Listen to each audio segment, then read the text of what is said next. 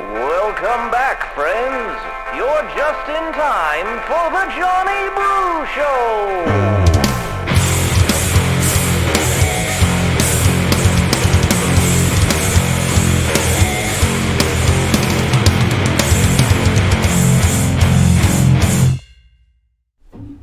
What's going on, everybody? My name is John Brookhagen, host of the Johnny Brew Show, and the hits keep on coming. All right, the first thing I got to let you guys know is in trying to bring you guys the truth, I've now been temporarily kicked off of YouTube. So I know and I appreciate all you guys subscribing to the YouTube channel. You're going to have to do it on Rumble as well. Just go to rumble.com/user/ The Johnny Brew Show, where you could get all of our interviews from the CCRP convention. I think we had 22 interviews with 22 different candidates, all of which you've got to get to know.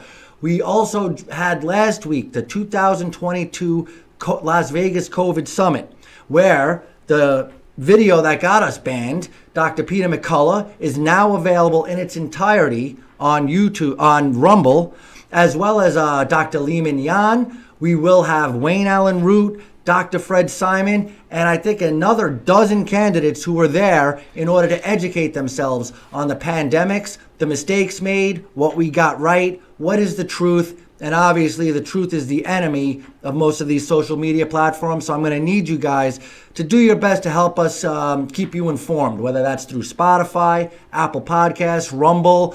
We'll keep playing with the YouTube thing because that's what people are most comfortable with, but it's seeming more and more that Facebook and YouTube are going to be in our rearview mirror one day. Also, we've got incredible stuff coming up from John Lee, gubernatorial candidate, Annie Black, Joey Gilbert, another gubernatorial candidate, and today I am absolutely thrilled to be introducing one of the most famous Republicans here in Nevada, Miss Michele Fiore, who's a current City Councilwoman and a former Assemblywoman. Welcome, Michele. How are you? Thanks for having me. I'm excited to be on your show. Really? Yes. We are very excited to have you as well. And, you know, I was just telling you during preparation, sometimes we're looking for things. For you, it's information overload. You are a media darling? Is that how you would put it? I would just say haters love me. Haters love me. Haters are fans. They are. They're my biggest fans. You know, when I send out email blasts to 40,000 folks and you see John Ralston open the email 19 times, you know, it's really like you're thinking, okay, honey, I guess right, you didn't I got get your enough attention. Of me. You know, yeah. So, you know, it just really depends. And, you know, in the beginning, you know, you thought, wow, that's kind of odd. Right. But then, you know, it's just... Well, and of course the headline, racist comments yes. and campaign finance yeah. and pointing guns at officers. Yeah. And they really try to get the attention. They do. They try it. And as I was doing, and you know, and this has happened to me before. We've had Sigal Chada on, we had Joey Gilbert, now you're on, and I hear about how crazy these people are, including yourself. These, you know, so then I finally sit down and I'm looking at 10 years of news reports, and the more I learn about you, the more I start to like you. You know, and you could see that they're full of it. You know, when they're talking about, you know, anything, racist comments. You know, you said something that was off the cuff. We're going to get into this later. Mm-hmm. But it was nothing against, like, a certain race of people, or it was right. nothing against, like, what racism used to be known as. Now it's that you just use something in the wrong context when you were talking to a friend. The whole thing is ridiculous. So we're going to go through each and every one of those things because I don't know a lot about it. I only know the 30-second media sound bites.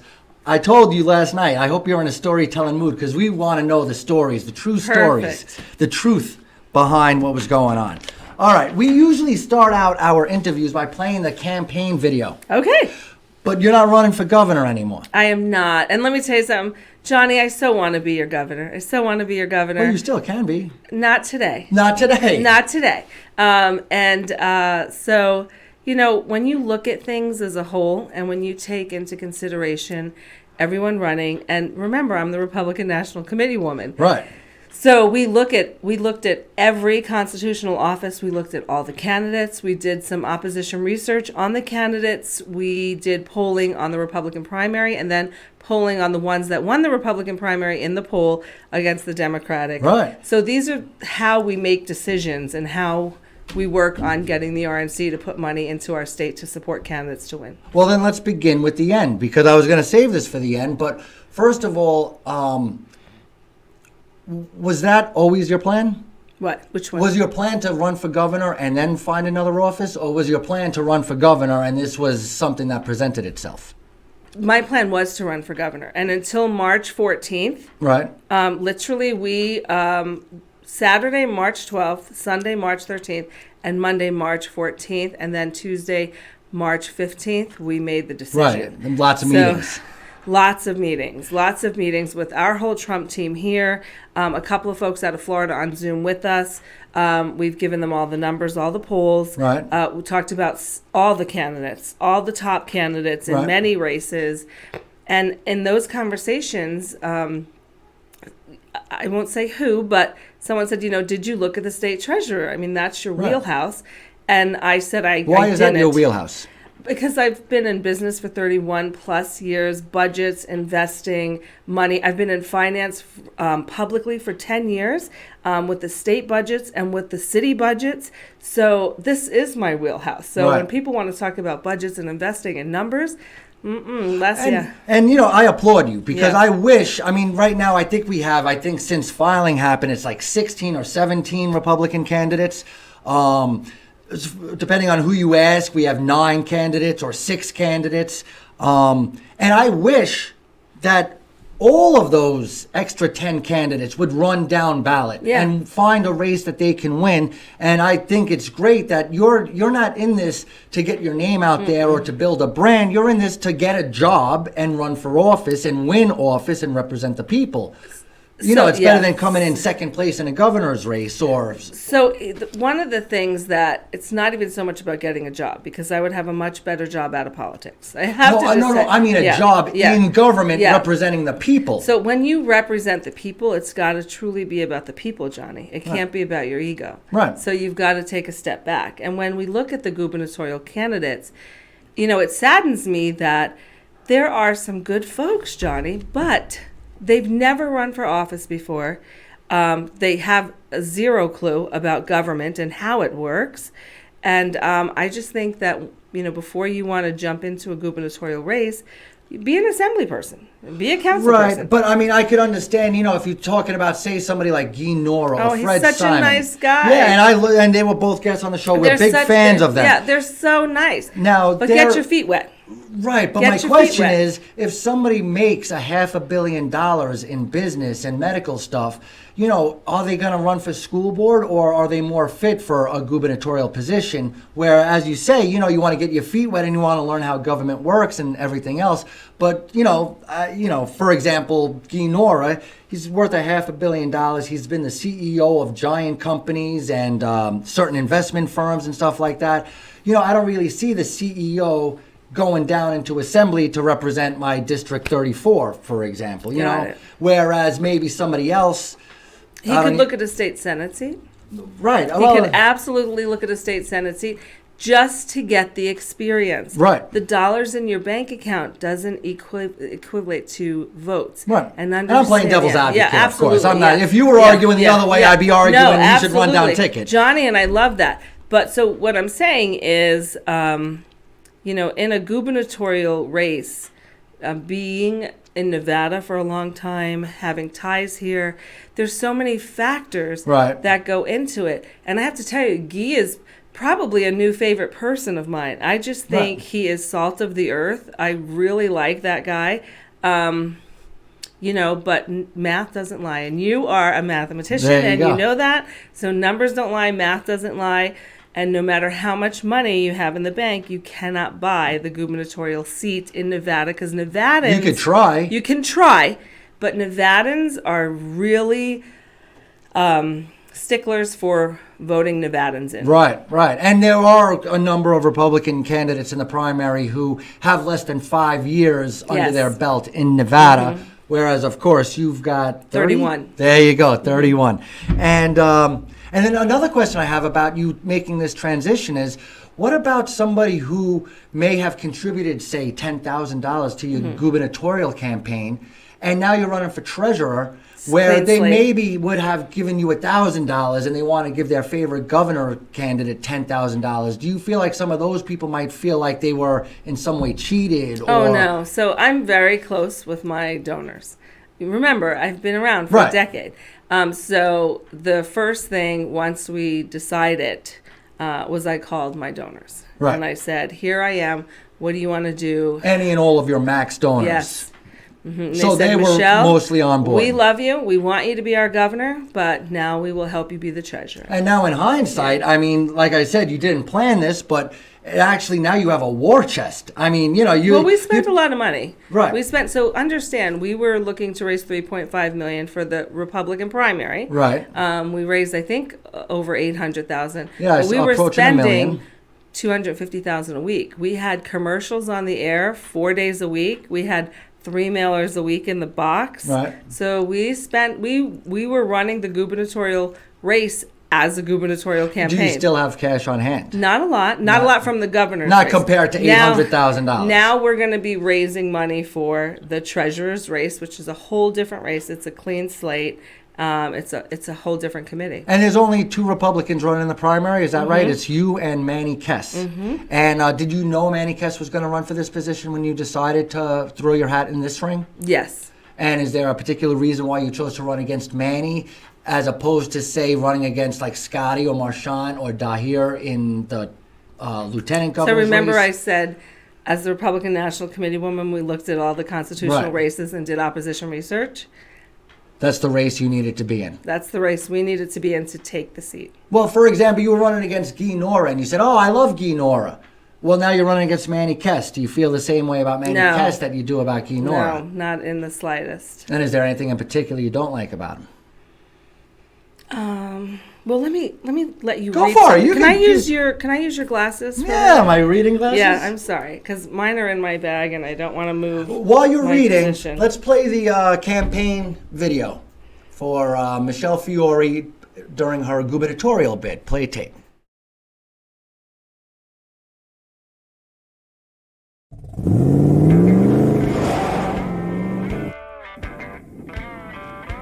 I'm Michele Fiore, and I'm running for governor. I spent my whole life fighting the establishment. I was the first female majority leader in the Nevada Assembly and one of the first electeds to endorse Donald J. Trump. And you better believe I was attacked for it. Washington Post called me a gun-toting calendar girl, and Politico magazine said I was the Lady Trump, and I don't care. We need outsiders, fighters, not the same old boring, moderate, compromise, blue blazer politicians. Let's start with a 3-shot plan. Ban vaccine mandates, ban critical race theory, and stop voter fraud.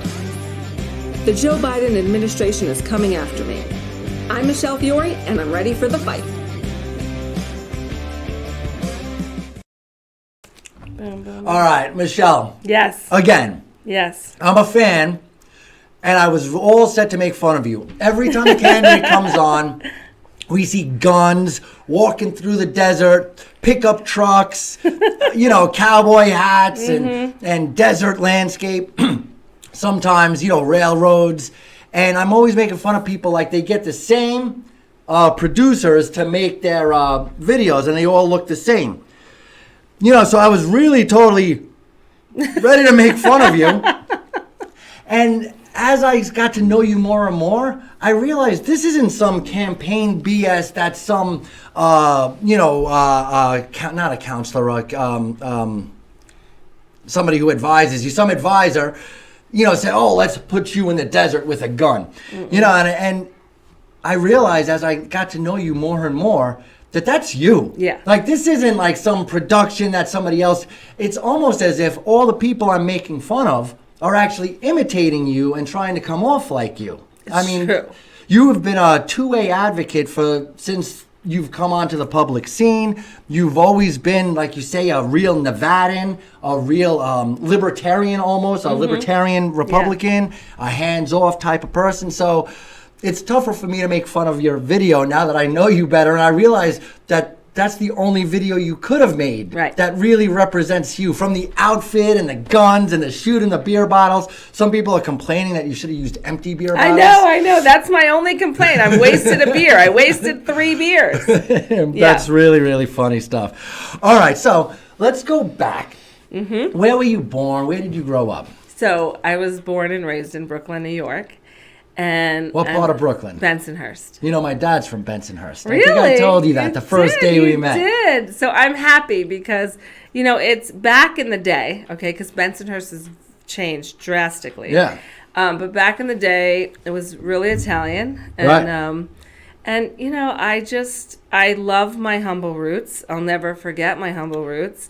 I think I'm as tough as I am today because of my colorful childhood. How long did you live in New York till you were how old? So we went, from birth till about, I moved out here when I was 21, almost 22. But in between that, so I spent 18 months in Cuba because What part of Cuba? Guantanamo Bay. Really? Yeah, because my first husband, the father of my children. Oh, this is after you were. Slow down. Yeah. Let's stick 0 to 18 first. You were in Brooklyn your entire childhood. Well, there was a couple of years stint of Florida, What part of Florida? Coral Springs. And where is that? Like 20 minutes from the Fort Lauderdale Strip. Gotcha. South of Tampa. But yeah, but I was young, so I was in middle school for a year, and then in high school for a year, and then I left. So we went back and forth a little bit From Florida Brooklyn. and New York. Yeah. Well, that's very typical for a Yes. New Yorker anyway. Very typical. And what did your parents do? So my dad, may he rest in peace, he had an import-export business right out of Neucattaro Bari, Italy, because that's where he was born and raised. Really? Yeah. And my mom... So he was based out of Italy, but worked through... He came to New York. He made his base Brooklyn, right? Right. But... There's plenty of ports there. yeah, and but a lot of his like Italian marble and stuff came right out of Bari. Right? Yeah, so... Wow. And your mom, was she a housewife or did she No, work? no. So they weren't together. Back then, they were housewives. Not so much anymore. Not my mom. My mom was basically really on her own since she was 14, and she had a very colorful life. And Like her daughter? Right. Actually, she protected me a lot, and but she was in pharmaceutical sales for a lot of my growing up years. Do you know, I recommend that to a lot of kids. Sometimes they're talking about it, and especially when I'm talking to kids who have the opportunity to make the wrong fork in the road, I tell them, listen, you want to be a drug dealer, become a pharmaceutical rep. You know, Yes. you walk or you drive around in your nice car, you go visit doctors' offices, and you sell drugs to doctors. And you make a lot of money, and it's legal. Anyway, continue. Yeah. So Brothers, sisters. So my father has 2 kids, which my brother Johnny Giovanni. Giovanni. His name is Giovanni. We call him Johnny. And then my sister Jacqueline. They're both in Brooklyn. From Still? my dad's side. Oh yeah, from my dad's side. I'm my mother's only child, so I take care of my mom. Nice. And where is she? She's here. She lives with me. Beautiful, beautiful, beautiful. And then, so what were you into in high school? Were you in the band? Were you a geek? Did you get good grades? You I played got great sports? grades. I got married when I was 16.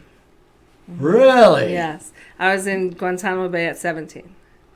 So All right, slow down. yeah. You're killing me. All right. Did you graduate early or anything? Yes, I graduated high school early. I tested out from Coral Springs High. Oh, wow. Yes. I think we just had, who was it? Charlie De La Paz, was it? Or somebody else we just had also graduated at like 16, in ninth grade or something. But you can if you're smart Right, enough. if you're smart enough, Yeah, right. you can. So can you absolutely. graduated, you only went through 9th or 10th grade?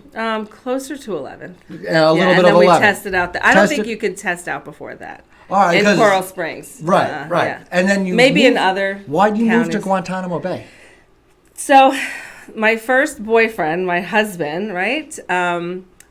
He was going to be stationed there, and so So he's a little older than you? not much. Like 18? No. So I mean, if he's in the military, I'm guessing yeah. he's So gotta be 18. I was 15 years old when I met him, and he was 21. Oh. I mean, right now, if you're 36 and 41, that's not that big a difference. But 16 and 21, that's a little bit of a difference. That's a big difference. Yeah, my family wanted to break his legs. And, yeah. And I think the marriage more was about because he was my first love. And right. We're from a different, era. When you're an Italian girl. Growing up in Brooklyn, you meet somebody, you get married at 18. Yeah. So, and we weren't pregnant or anything like that, but he was literally my first true love. Right. And so we got married when I was 16. Then he got stationed to Cuba. And then he said, I arranged for you to come to Cuba. And my family's like, oh, no. You can say hell no. I saw you watching your language. We'll let that go. No. And so, but then me being the girl and wanting to be with my new husband, I'm like, no, I want to be there. I gotta go. We're a team. Yeah. Mm-hmm. So, and then I had Sheena in Guantanamo when I was 19. Wow. My mom had me when she was 19. Yeah. And Sheena is now 32. Yeah, and she has 2 of my 7 grandchildren. And then I have Savannah, who was born here, who's 28. What was it 29. Like living in Cuba? Were you relegated to just being on the base, or could you drive around? No. So it's 17 miles. So you were a prisoner in Guantanamo Bay. Right, I know, right? 17 miles. We had a McDonald's, we had a commissary, we had an officers club, we had our house. Which sounds nice for a week or two. Yeah. But you're talking about years. Yeah.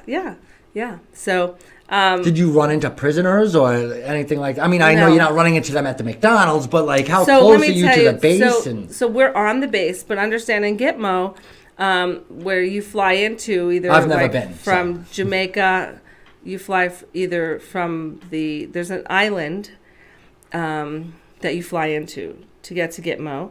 And then you take a boat over to the main base. Gotcha. So is that like the Staten Island ferry? Yes. Gotcha. Exactly. So the prisoners stayed where we landed on the plane. And I wasn't there when the prisoners were there. We actually just got done. So that's the closest you get to the prisoners is when you land. Yeah. And then they're there, but then you go to your residences and stuff like that. Yeah, we get on a boat. Yeah.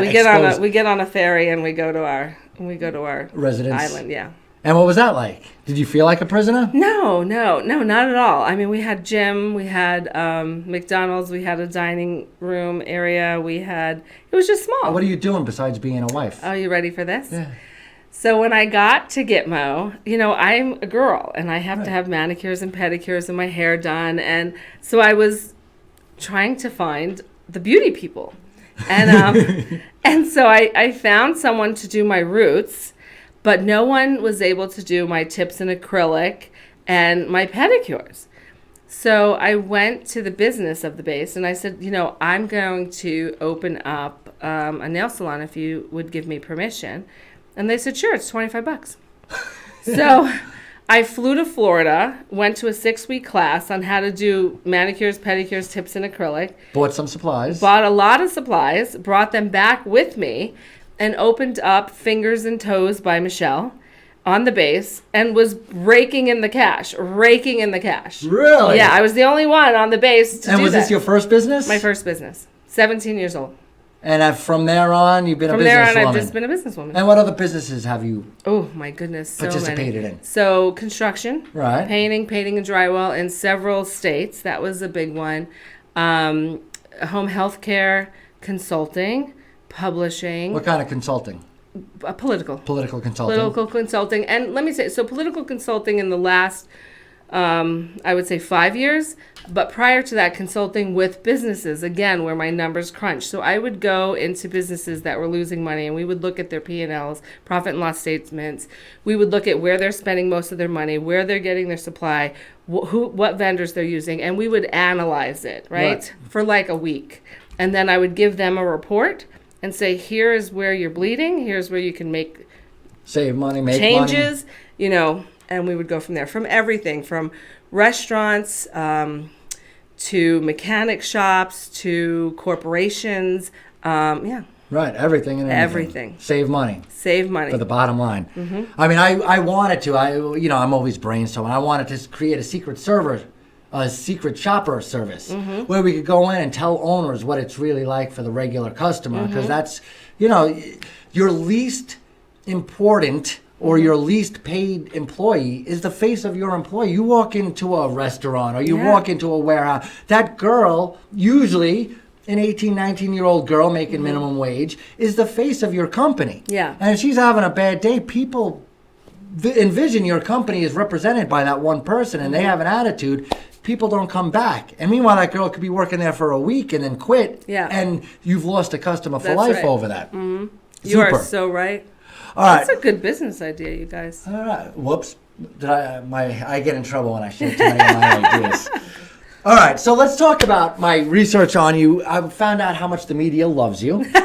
All right. So first of all, you're sending out Christmas cards, you're sending out Halloween posts and stuff like that, and they're tearing you apart for that. And this is one of the examples of me realizing that your campaign video is actually perfect for you. This is the media trashing you when you were an Assemblywoman for releasing a Christmas card. Play tape. This, and they have, given the fact that more Americans have been killed in gun crime incidents since Bobby Kennedy's death in '60. Why I drink mushrooms every morning. I used to drink a lot of coffee. We good? Sorry about that. You see, YouTube's the worst, guys. Subscribe on Rumble. You're not going to get all this jumping right in the middle of your thing. But it showed the picture of your family. Yes. You all got guns there. Yes, that was 7 years ago. Is that the worst thing in the world, that you foster gun education and gun safety and everybody knows how to protect themselves? Does that make you the devil? According to the liberals, it does. And Well, they the liberals just have run the to media. And they do. Johnny, this is why it's important that we get Johnny Brew running the media. Do you understand what I'm saying? We need real people that are looking for the real truth, which you are, and thank you for it.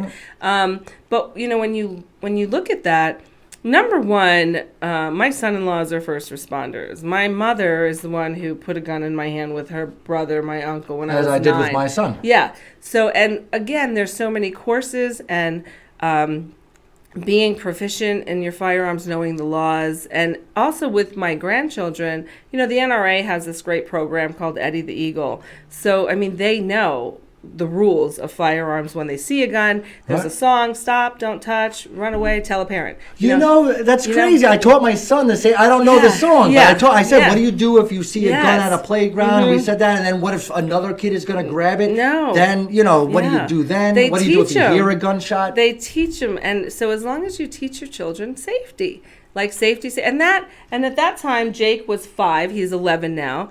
And if you look at that kid holding his Walter P22, it was a 22. I know it looks like a Glock 40, but it was a 22. Right. And the bigger the gun, if it's a 22, there's no kickback, so a young kid can use it. Yes, and one of the secrets, by the way, is putting a suppressor on all firearms to make the coil a little less. Oh, so just so you know, protect your ears as well. When you want to teach folks on, folks that might be a little nervous about it, just put a suppressor on the end of it and it's fine. But with my children, with my grandchildren, you look at his finger is not on the trigger. It is exactly where it's supposed to be. This 5-year-old's got better trigger discipline than most There adults. There you go. Mm-hmm. And that's because they're trained at a young age. And I'm really happy that some congressional folks are now doing family videos with the shotguns and Christmas, and they're doing it, and I love it. You started it. But I love that. That's the biggest compliment. Well, a year or two later, you got rid of the guns, and you released another video or picture of your family during Halloween. Mm-hmm. Well, just know that picture right there is from an opponent. They made that of you? You didn't make that of yourself? No, so what we did was when they made that, then we made fun of it. Do you see what I'm saying? Play tape. Las Vegas City Councilwoman Michele Fiore is having some fun tonight with the attack ads that were directed at her during the campaign.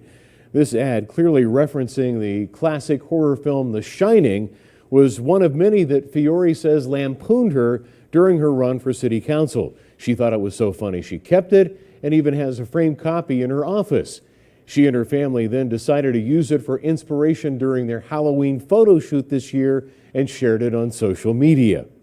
Because it's Halloween and we just did our family photos, Sheena, my oldest daughter who's 28, she's also my executive assistant, she said, Mom, we have to add axes to this photo. So I said, okay, so that's what we did. And you know, for the record, it sounds more like you're a fun family, and your Yeah. daughter's like, "Oh, let's get axes and really piss off the media." And you're like, Yeah. "Oh, that sounds like fun too." And Yes. and the people take it so freaking seriously. Yeah, mhm. What family, like a kid with an axe? And I know you even specified the kids had plastic axes; they weren't even real axes. Yeah. And to be, who Yeah, cares? yeah.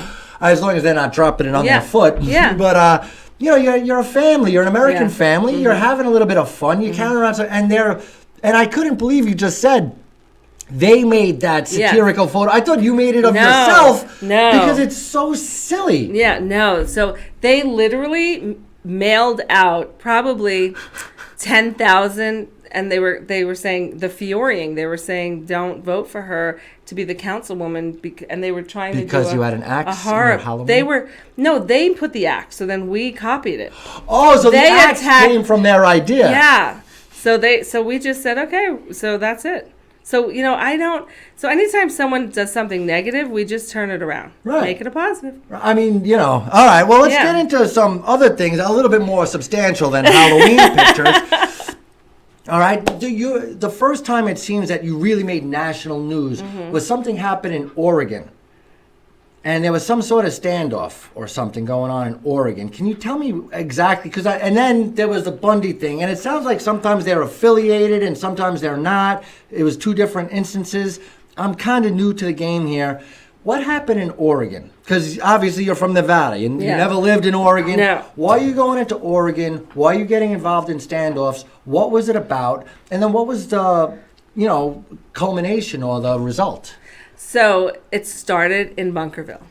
So it's Bunkerville first, which Bunkerville is Mesquite, and then Oregon.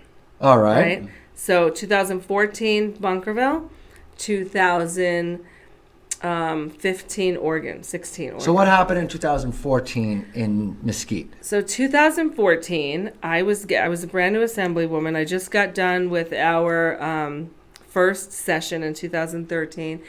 Was that the first time you ever run? No. I didn't even address this. What got you into politics?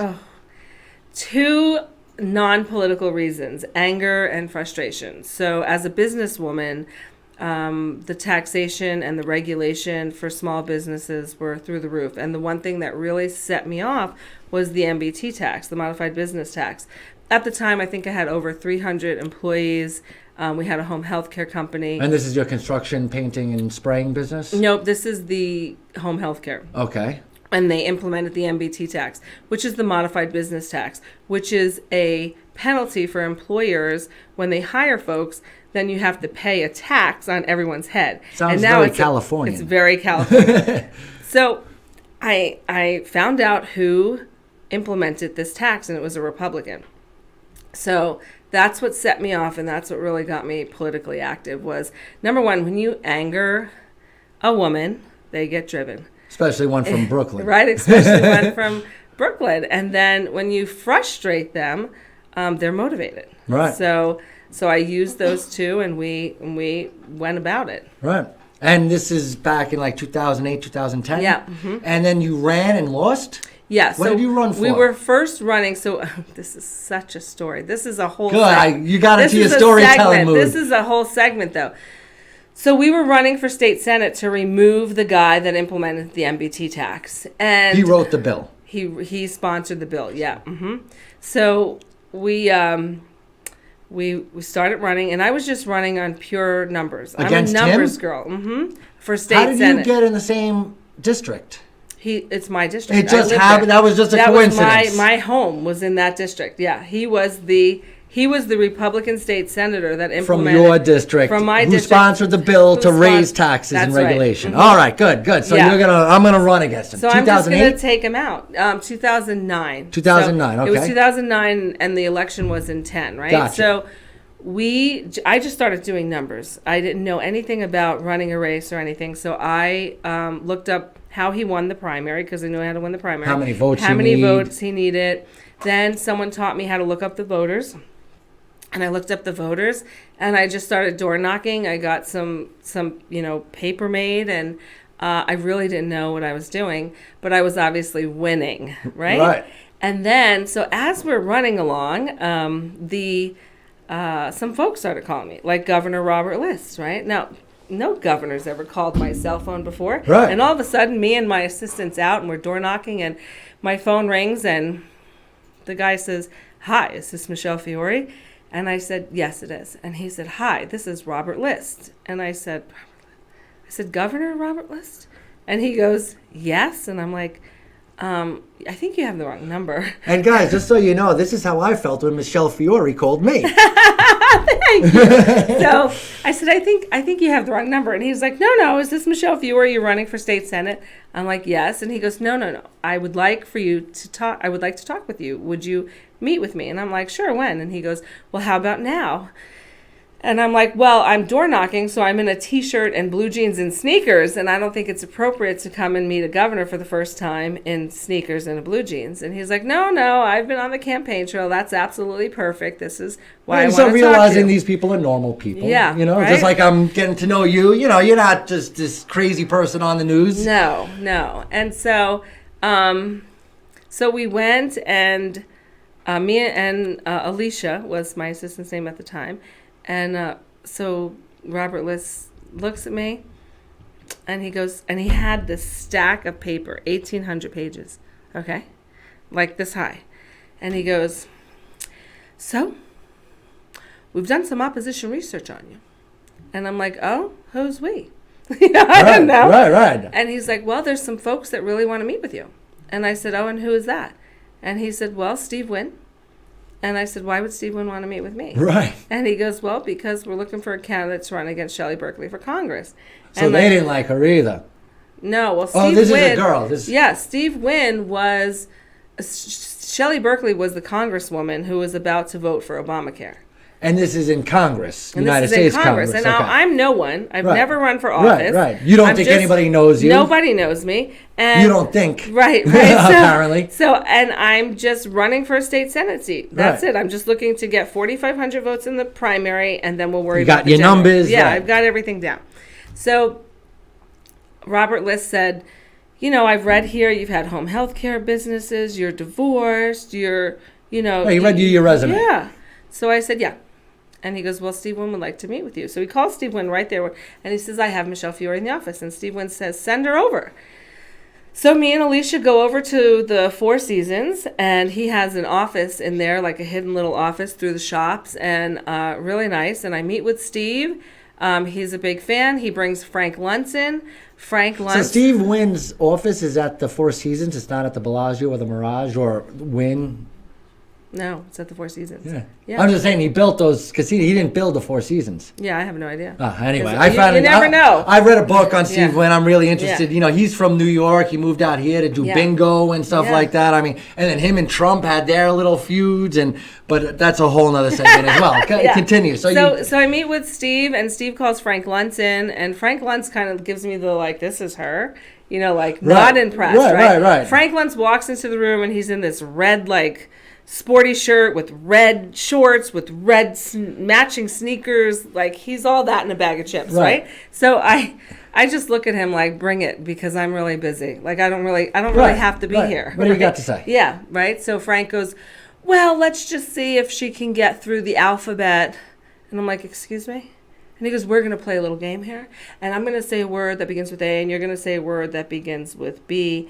And then I'm going to say a word that begins with C, and then you're going to say a word. So in the beginning... so they're quizzing you to see if you're right, a like dumb if I'm blonde like, yeah, or something. right. So he says apple, and I say big balls, but not. Right? So, yeah, right? So Steve Wynn loved that. He was like cheerleader. Right. And I just was like, So... anyway, so we get through that, and Steve's like, I told you she's the girl. And basically they wanted me to drop out of the Senate race, which I was already winning and polling. Right? Had you filed by then? Yes. Okay. Yes, I had filed. This was in March. We had like 2 days to withdraw and refile from something else. Oh, so filing hadn't ended though. Right. So you filed for state Senate, unfiled, and then filed for Congress, because it was my first race, and I have a governor and Steve Wynn saying, listen, you need to read between the lines. We need you to run against Shelley Berkeley. She's going to vote for Obamacare. We've been looking for a candidate. You're the only female in the primary.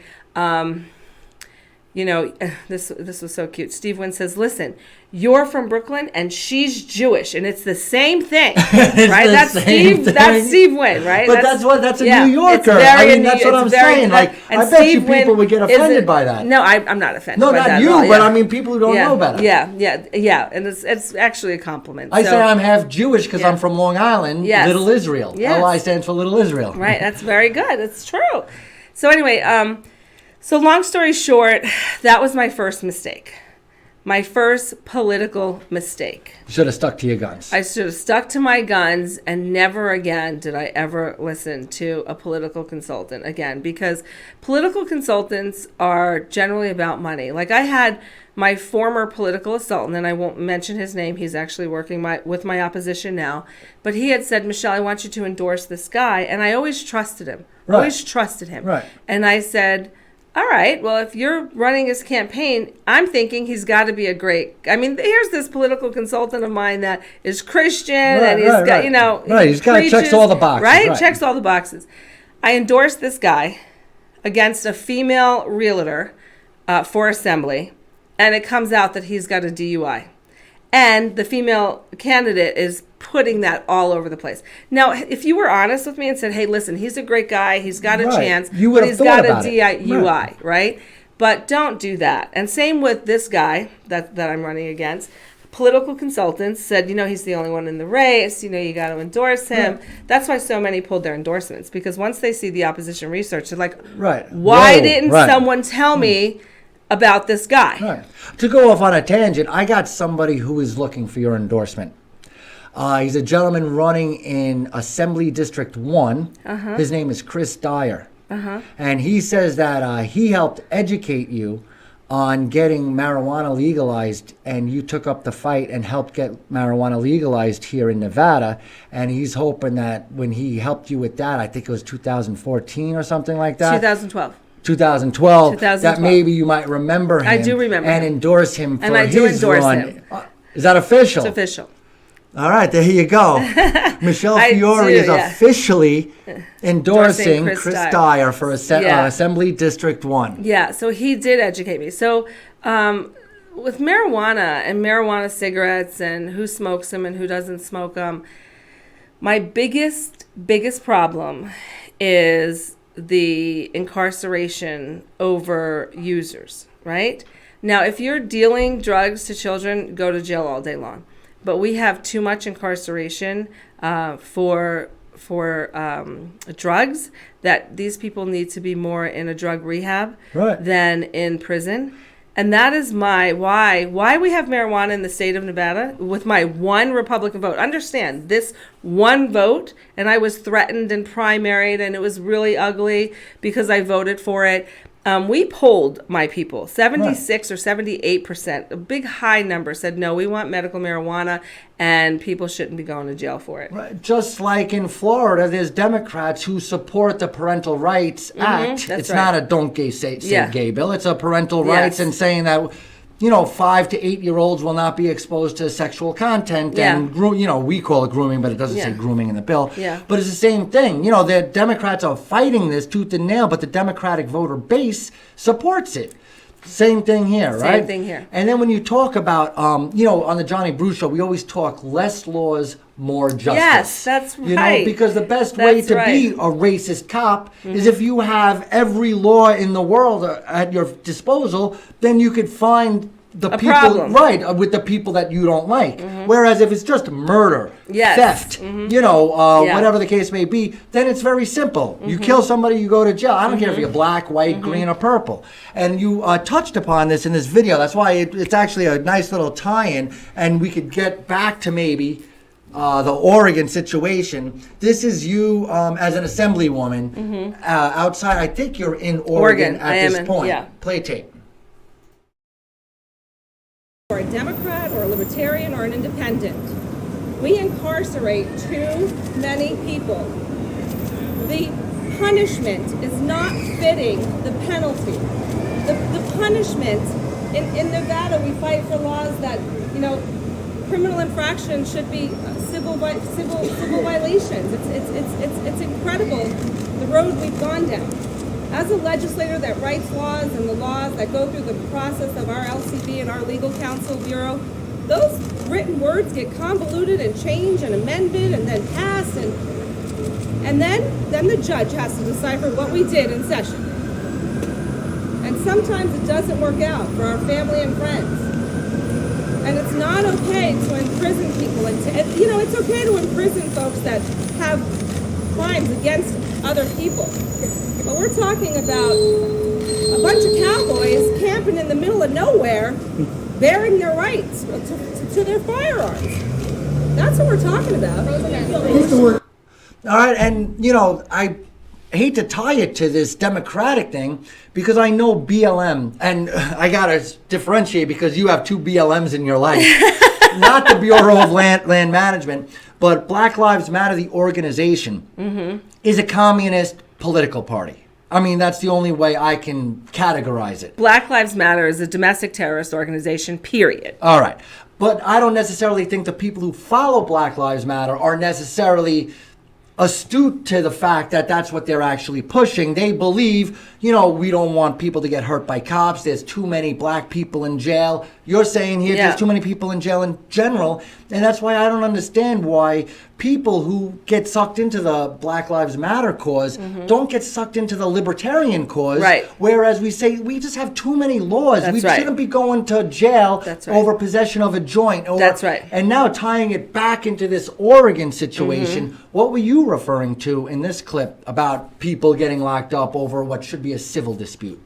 So they were protesting in Oregon at a closed facility, which is the Malyard Bird Sanctuary, and it was winter, so it was snow. So if you want to be silly enough to camp out in the snow, go right ahead. I'm not pitching a tent in the snow, but understand it was more of the federal government overreach that we're trying to put these protesters in jail. Now, when you look at the difference... In Oregon? They love protesters in Oregon. Not ours. Oh, okay. They only love their protesters, right? So, you can be Black Lives Matter because you're with the Democratic organization. You can... Black Lives Matter, shooting our cops, that's what they were doing. Molotov cocktails, lock up a police station. Literally burning down minority businesses, beating white people up because they were white. You want to talk about racist, okay? So, and that's okay. And that's not a domestic terrorist organization according to the Democrats and the federal government and all that. That's, I'm sorry. According to the Canadian government, I call Trudeau it gets BS on his knee for that. BS. Yeah, it's BS. And so, we need to stand. We need to stand up for our folks. And here's the other thing. When you look at these organizations, the domestic terrorist organizations, Black Lives Matter, and then they want to call Oath Keepers a domestic terrorist organization. They're much more patriotic. You've never seen an Oath Keeper go and burn minority businesses down and or throw a Molotov cocktail at a building. No, or a cop. Or a cop. Yeah. So well, you're looking at that's towards the end, but let's get to it now. Yeah. You talk about all these politicians in office running that are affiliated with Black Lives Matter, even in some cases loosely affiliated with Antifa. And loosely and largely. Well, they try to, whatever, however they want to portray it.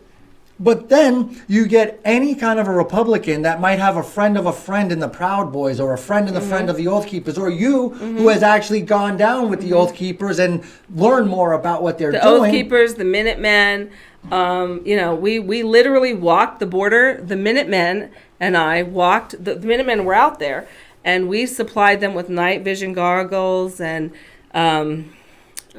sleeping bags. We have a list. I have someone just emailed me. Yeah, necessary equipment list and they were literally volunteering on the border in Campos, California.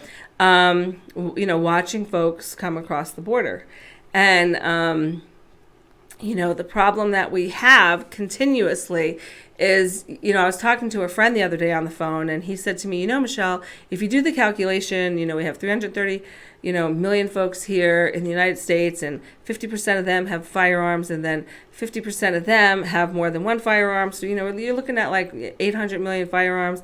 And the bottom line is, if we, with the folks that have the firearms, want to, start a revolution, we could. So I said, listen, we need an evolution. We don't need a revolution. We need an evolution. If we don't get started soon, we're going to lose the chance to but then I also said to him, I said, listen, the biggest problem with the militia organizations across the United States, from Minutemen to Oath Keepers, to whomever you want to call a militia. I wouldn't group. call the Proud Boys a militia. Yeah, no. Are they a militia? I don't know a lot about them. What I do know about them is somehow they were loosely affiliated with the tragedy in Charlottesville where the one girl got run over. But the other thing is I've heard about them is like they go to the Chop Chaz zone that they kicked the police out of, and Black Lives Matter Antifa took it over. And they went down there and they drove through saying, listen, this is America. You can't tell us we can't drive down this street. Yeah. And, they're like, you want a problem? And they drove right through. And all the Black Lives Matter Antifa people said, oh, no, we're not going to start a fight over this. I heard another story, like some Christian guy was on the street corner on the Strip saying, Jesus loves you or something.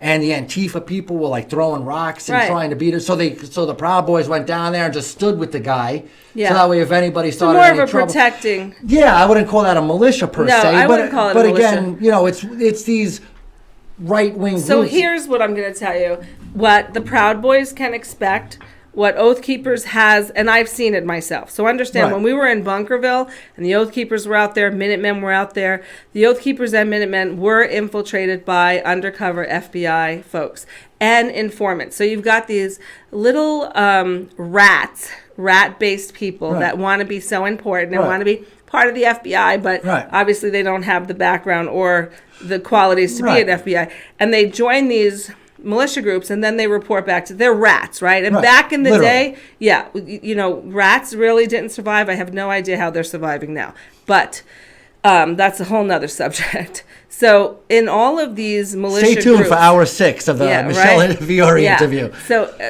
the federal government is infiltrating them on purpose, but here's the thing that's really bad. If you want to infiltrate and kind of be part of the group and sit back and listen and report on any criminal activity, that's different than participating and teaching and antagonizing and purposely inciting violence, which the FBI, which I constantly say, that stands for Forever Bothering Italians. They lost all of my respect. The FBI, they have lost all my respect. They are nothing but Forever Bothering Italians or individuals, however you want to put it, but they're a joke. And I do not have love for them. You threw me off because you're what was I just going to say? Yeah.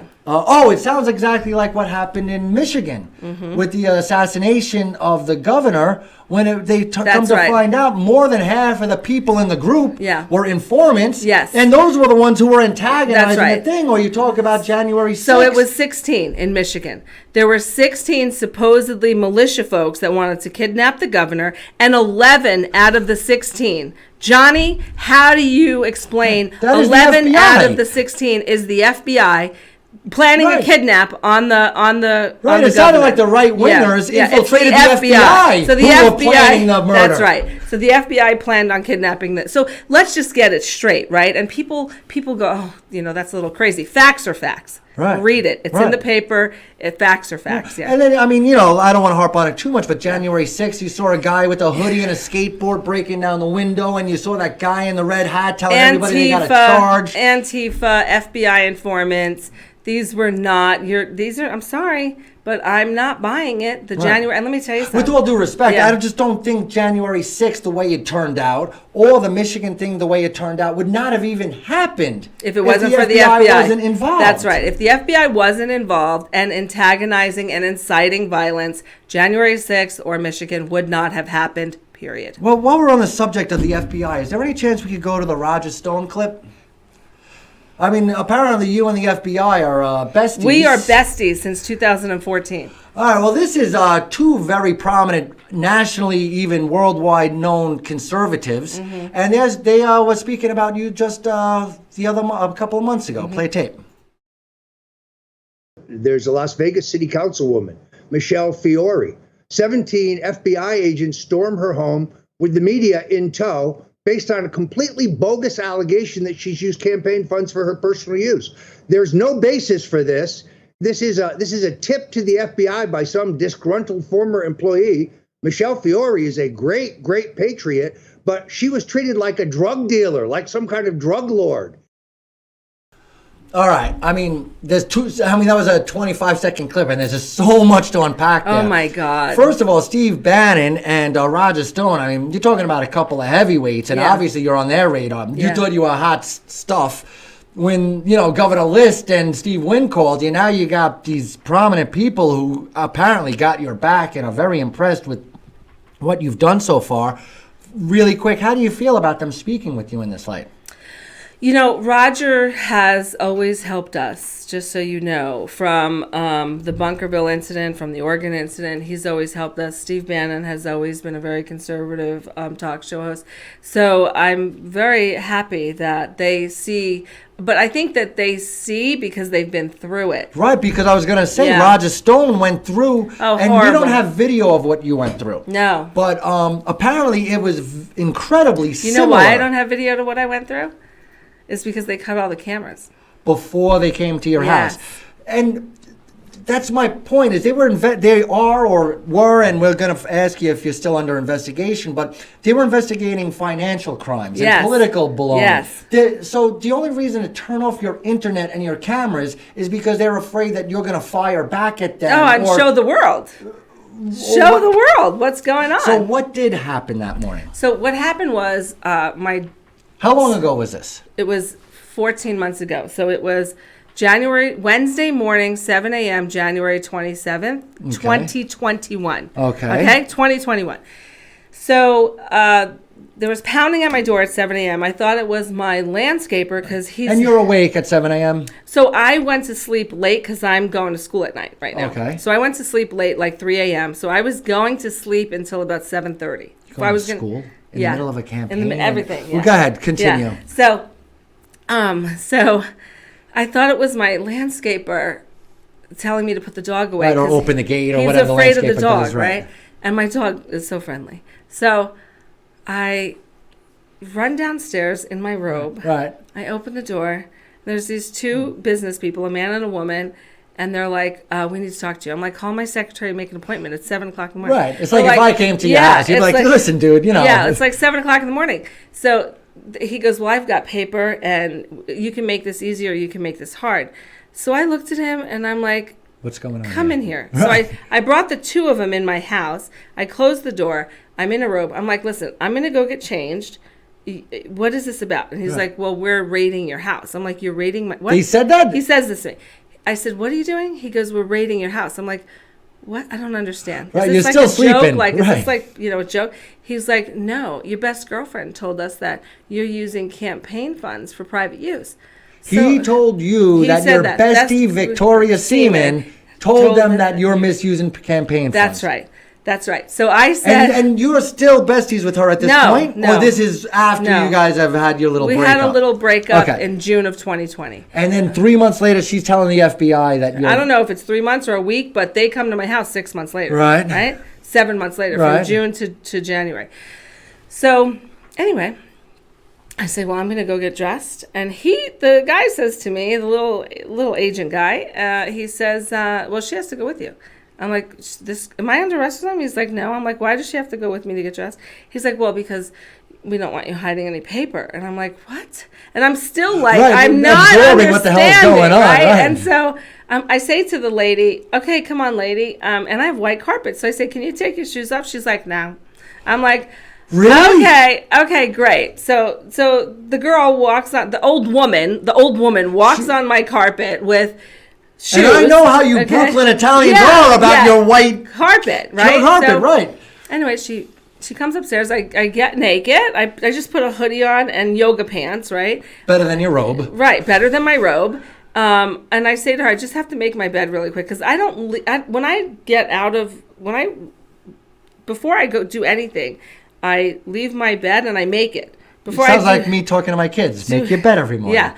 And so I had to make my bed really quick because I don't like anything disorganized. Especially people are going to be coming through your house. Right, especially now I have guests, right? So, I should have offered them coffee. So I say to her, I have to brush my teeth, right? I can't talk to anybody. I literally just rolled out of bed. Yeah, so she's like, so I brush my teeth and I'm coming out of my room, and as I'm coming out of my room, there are agents, guns out, right? Tacked up, bulletproof vests, right? All over, like cockroaches in my house, upstairs, downstairs. Like 20 of them? 17 of them. 17 of them, right? And now I'm like, okay, something is really wrong. Right. Really wrong here. Like, really wrong here. So I go downstairs to this little agent guy, and I say, what's going on here? He's like, well, would you like to talk to me? I'm like, no, I'm not talking to you. I have a hair appointment, and I've got things to do. Right. But what are you doing in my house? Well, you talk to me. Right. Yeah. We have paperwork or whatever paperwork he had that gives him permission to come in my house. So I say to him, okay, listen to me. What is it that you need? Right. Because I'll have my secretaries come over. No, we're going to take whatever we want. I said, okay, how long are you going to be here? For as long as it takes, he says to me. And meanwhile, I'm thinking, you know, guy, if you were in Brooklyn right now, things would be a little different. And the thing is, we're people. If you're not being combative, if you're not, you're saying, listen, all right, what can I do? What can I do to get you out of here? You know, you want my garage? Okay. Yeah. Here's my files for this. Here's my bedroom. This No. What do you want? So they turn around and so I say to him, do you see this computer right here? He's like, yes. I said, that's my UNLV computer. I've got a huge PowerPoint that's due tonight at midnight, and that's my work computer. If you want that, that's fine. That is literally just a school computer. Just a school computer. And he's like, well, we're taking it, so you're going to have to do your little assignment over, right? And I look at him, and I'm like, are you kidding me right now? He's like, nope. And we're taking all your phones, and and I'm like, you know what? You have a good time. You have a good time. He says to me, you got any safes in this house? I'm like, I do. He goes, well, you can either give me the keys or we can drill them out. So what do? I give him the keys. He goes, oh, and do you want your computers back anytime soon? And I'm like, I would like my computers back very soon. Right. He goes, well, what's the password? I give him the password. Right? I was not, it's like, right, you don't have to wait 2 weeks to figure out the password. I need my stuff back quickly. Like, I have a busy life. What can I do to help you? So what can I do to help you get your little investigation over, right? So he, so I leave. And I whisper to my mom. While they're there in your house. My mom's there. And you left. So I go to my mom. Mom, I had appointments all day. Right. Like from all day. Like today. Yeah. So I say, Mom, just call me when they leave. So she calls me at like 2 o'clock. And she's like, okay, they're gone. So I get home at about 3:30. She says to me, Michelle, she says, one of the big guys said, listen, I'm sorry, but tell your daughter that her water heater broke. I'm like, what? So I go to open my garage door. They have boxes stacked up. So I have to click the button and go out of my house and go around. All my boxes, Johnny, thrown. My mother's grandmother's porcelain dishes from Italy, okay? Right, that you won't even take out because you got to save them. Just thrown, broke. I mean, they're all the ornamental, right. Broke. All that China all stuff. Of our pictures that were in boxes, that are in frames, broke. And then the water heaters And then the water heaters, my whole garage is flooded. And here's the really bad thing. When I moved everything into that garage, I had all the plastic bins on the floor and any cardboard boxes on the top because my mother has cardboard boxes of pictures and photo albums. Right. What do these pricks do?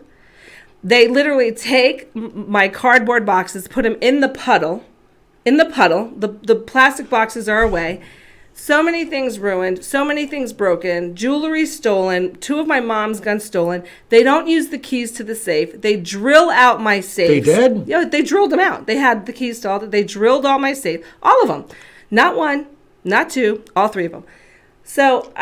And I'm sorry, but this is why the race for sheriff is so important. Yeah. Because we want local law enforcement who's accountable to the community. But when you have federal agents, they're probably from Maryland, Maine, Florida, and Oklahoma, and they're just thinking, whatever, you're just some person, some job, some number. Whereas if you have your neighbor serving a search warrant, they have a connection to the community. They have to have some sort of decorum. That's horrible. It is horrible. Continue. I didn't mean to interrupt. No. So anyway, And it goes down, it goes on so bottom line, I'm not being invested by the FBI. That's done. That's over. That's good, because one of our people asked. Every day in the newspaper.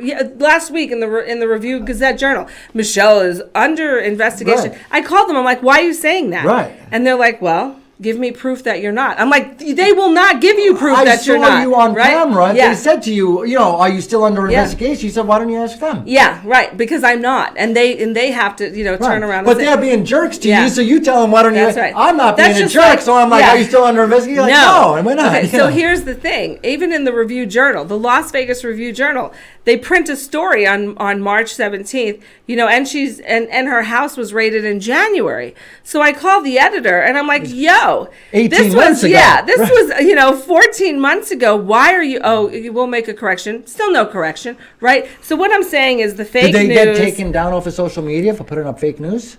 No, they didn't get taken funny. down. Yeah, because you and I would. So understand, this is something that people have. And let me tell you, if you would have told me that, and understand, remember the Oregon and Bunkerville incident? The guy that signed the search warrants to come and wreck my house was the guy that I beat the shit out of in court.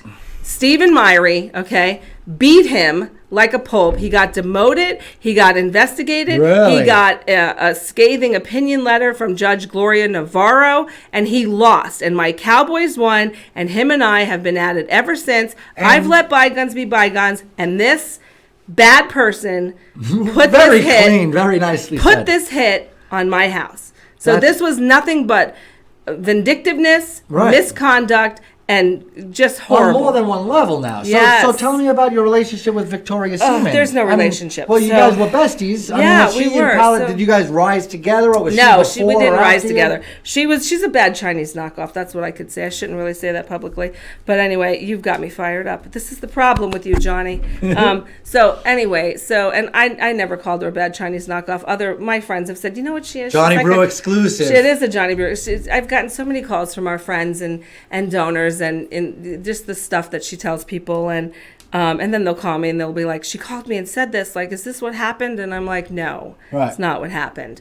So I worked so hard, you have no idea. I worked so hard. I raised so much money to get her elected on that council. Right. And it's really, I think it's more of like a mental, and I think it's more of a mental issue with her. I got her elected to the council. I took her to China with me. And it's always been like a jealousy, you know what I mean? So we were in China, right? And I'm the mayor pro tem at the time, and there's I give them a gift, and they give me a gift, and so it started, and she's like, well, I want to give my own gift, and I'm like, listen, that's not customary, that's not what we do, that's not how we do it. So it's always been like, there's a formality, and she's always been you were just one rung higher than her, and she didn't like that. No, even though you're the one who put her on that rung. Right. And so the gratitude I get is the things that that she's done. And so back in January of 2020 is when we stopped talking. Why? Because of, I heard that there was some physicalness or something like that. The physicalness supposedly happened in 2021. Okay, so in 2020. June of 20, we had a Clark County convention, and I said I don't like affirmative action, and then she took that because the chair at the time, his name was David Sajak, said, you said something racist and you better apologize. And I'm unapologetic. Look, I own my words. I live by my words, and that's it. So I said to David Sajak, I'm not apologizing. He goes, if you don't apologize, we have to put this press release out. You have racist comments ready? Yeah. Go ahead. So he says, we have to put this press release out. I'm like, go ahead. So he goes, well, you better apologize or I'm going to. I said, you know what, David Sajak, give me a minute. I'm going to apologize right now on Twitter. So I got on Twitter, and I said, I am so sorry that we have a pompous ass as the Clark County Republican chairman. That's what I said in my Twitter. And so, yeah. You want to play that tape? Is this one right? Racist comments? I don't think it is, but. It's ends in ESO is the website. ESO.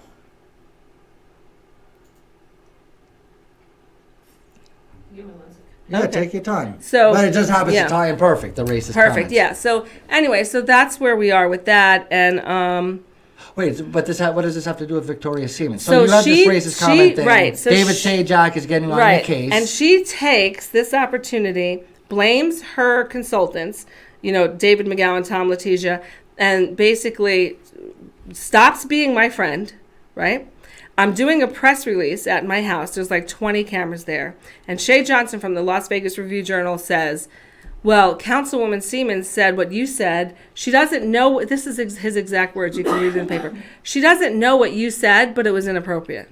She doesn't know what you said, but it was inappropriate. So I say to Shay, and I have to tell you, I didn't think she said that, right? I thought Shay was lying, right? Because we were, in my mind... And just to clear this up for the people who are watching, and correct me if I'm wrong, you said something like, this is when Black Lives Matter and the protests and everything... All lives matter. Blue lives matter, your life matters, my life matters, and if you have an opinion about me saying all lives matter, too bad. And this is what it was about. Yes. And then apparently you said something referring to the group Black Lives Matter. I'm not going to let all these black people take me down or something like that. No, that's what they want you to think I said. Well, that's what it feels. That's what I feel like doing my research. What did you say? So I said, I don't believe in affirmative action. If they are more qualified, they get the job. If I'm more qualified, I get the job. You don't get the job because of your skin color. Period. The word black never came out your mouth? I'm sure it did. But here's what I've asked people. Johnny, when I talk, this is what happens. The minute I'm on, this is what happens. My people weren't there recording me, but there were several. So I've said, could you do me a favor? Play the tape back. Play the tape back. And that's why I'm asking you what you said, because I still never saw it. Yeah, that's it. Play tape. Las Vegas Mayor Pro Tem Michele Fiore firing back amid a firestorm of controversy. Surprise, because I am so politically incorrect, that as soon as a microphone is in my face, this happens. Fiore is addressing allegations that she went on a racially charged rant over the weekend. One city council member now calling for her title to be stripped. Well, thank you for joining us, everyone. I'm Todd Quinones. And I'm Trisha Keene. Let's get over to 13 investigative reporter Joe Bartels live with what Fiore is saying tonight. All right. So, and there you go. You were exhibiting the same exact thing, but we still never saw the actual tape. And you won't, because it wasn't bad. And let me tell you something. If it was bad, then the whole Clark County Republican Party is going to have to be sanctioned, because they gave me a standing ovation on what I said. Right. Well, we have a new Clark County Republican Party. We do, and he's great. And what do you think? Contrast David Sajak and Jesse Law. So David Sajak was arrested twice for prostitution, trying to pick up a prostitute twice, and he was arrested. And isn't prostitution legal if you just drove a couple more miles? Yeah, exactly. He could just drive over the hump to Pahrump. And that's another segment. He's a pig. Yeah. So that was David Sajak. And understand, even through his election, I never said that publicly. I just didn't vote for him. Right. And so that was it. So that was the David Sajak. And then Jesse Law. Jesse Law is fabulous. Jesse Law is, again, boots on the ground through all of the counties for 15 plus years. The guy puts his heart and soul into it. He is the real Clark County chairman, and rightfully so. All right. And then we talked about Manny Cass, who's going to be your opponent. What is it looking like? Oh, wait a minute. Didn't I have something? About what exactly the treasurer does. Yes. And you balance the books. You said you make sure everybody gets paid. We invest in our college tuitions. We make sure that our education funds are growing, looking at monetary growth. Everything, again, I have a decade in public finance and 31 years in private finance, right? And it really perturbs me when, I hear my opponent going, I'm such a businessman, I'm this, I'm that. I'm sorry, but, when are we going to get the commercial of you shooting down excessive spending, right? Overregulation? Exactly. Well, I don't know. Is it in the works? I don't know if it's in the works yet, but it's always good to shoot. Good things. brainstorming. Yeah, it's always good to shoot things. Very, very good. Also, I did want to play. I got to Check Yourself. I can't play it. She's so funny. You know what I'm talking about? I'm sure. I know you have some important appointments to go to. So as long as you promise to come back, I will. We'll finish everything that I want to talk about. We hit a lot of the things. I know you're going to be at the Vegas CCW event. I believe it's at a library. Do you have that? Beautiful. You're going to be joining the Vegas CCW team. I think Joey Gilbert's going to be there. Maybe John Lee. It's hosted by this guy, Nephi. Do we have Michelle's picture? It's okay. I have a picture of you on one of their advertisers. But if you guys wanted to meet Michelle or Joey Gilbert or anything like that, you could go there. Now that you've dropped out of the race, have you endorsed anyone, or do you plan on endorsing maybe before the primary? Is there anybody you like versus anybody you don't like? Is there anything you could give us regarding I'm going to be interviewing with the top 5. Who do you consider the top 5? Let me it's guess. Not, it's Joe math. Lombardo. It's math. It's math. Joe right? Lombardo, John Lean, Dean Heller. That's 3. Joey Gilbert. Yeah. Fred Simon or Guy Nora? Guy. Yeah. So Fred's out. Fred's out. I'm sorry. I mean, I know he's a nice guy, but he's out. Because he was originally, when I had interviewed Fred Simon, and I don't believe any of these polls at all, but Fred Simon was at 2% and Guy Nora was at 1%. And then when I interviewed Guy Nora was at 2%, Fred Simon was at 1%. Yeah. And then, of course, but it really just doesn't matter, because when you look at math, right, and whether Fred's at 1 or 2 and Guy's at 1 or 2, Guy has $10 million and Fred doesn't. Okay? Guy's got more than that. Yeah, what I'm saying, to waste on the campaign. Right. Right? His own money. Right. Right? So, and Fred doesn't. So, number one, if you're, not been here a long time and your polls are bad and you're going to spend money to at least try to get your name recognition up. Right. Guy has the way to do that. Easily. Fred doesn't. Well, Fred's got some money. I mean, yeah, he's not putting it in. He's not using his own money for the campaign. He's not using his own money. And he's not going to get any. Right? He's Fred Simon from California, ran for Congress there, lost, moved here. Not going to work. Like Nevadans, I'm telling you, Nevadans are for Nevadans. And so Fred's not. Yeah, he has a pizzeria in Minden. He's a nice guy, blah, blah, blah. But if you look at the video of our debate in Henderson, Fred almost went off on a tangent, caught himself, stopped. But it was very telling. 2 mistakes he made. He said, when I'm the governor, in 5 years, we're going to have federal gun reg. And then he stopped, right? And then he said, and we're a democracy. No, we're not. We're a Republican democracy. We are a republic. So, there's and just, again, democratically listen, vote our that's right. representatives. So you know your stuff before you say, Right. you know what I'm saying? Check yourself before you wreck yourself. Yeah, I got the quote. Hey, now we don't even have to play the there tape. You go. Very good. Yeah. That's so 1980s Brooklyn. Yeah, it's so there. Very good. And then also I wanted to talk about who is sponsoring this segment. It's Infinity the Math Institute. You want another guess? Nice. Play tape.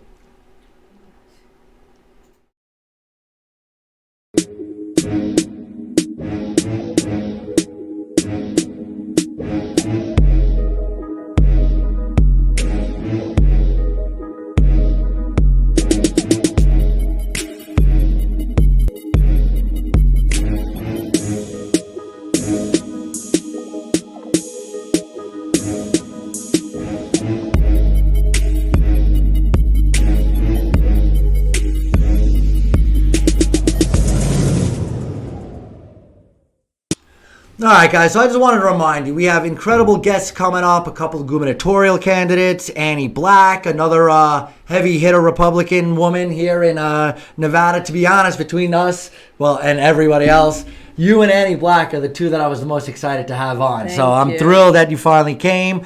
Again, guys, we are going to be releasing so much material on the COVID convention, so please subscribe to our Rumble channel. We'll also get that up on the audio podcast as soon as possible. Amazing interviews from the CCRP convention just 2 weeks ago.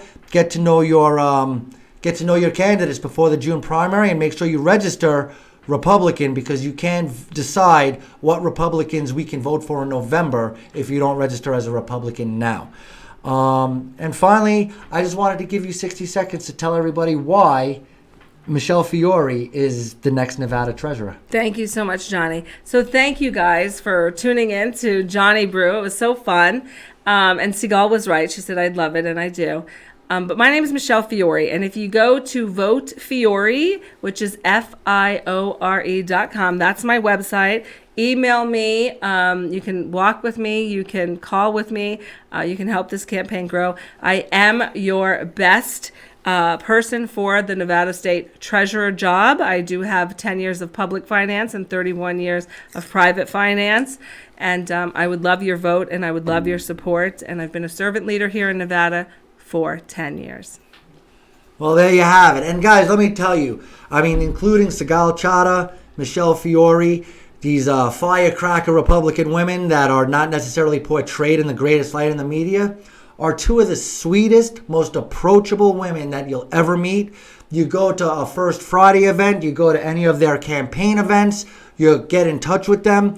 They're so open and willing to talk to you, and you guys realize that they aren't necessarily, they are firecrackers, but they aren't necessarily the I don't even know, the malicious Republican devils that they are portrayed on the media. So I encourage you guys, if you see Michele or Sigal or anybody else that has got these monikums in the media, shake their hand, introduce yourselves. They are so wonderful and so nice and so easy to talk to, and learn more about these people, because we're voting for the people. We're not voting for their avatar on the media propaganda machine. So with that said, thank you so much for joining us. For Michele Fiore, my name is John Brookhagen. You've been watching The Johnny Brew Show.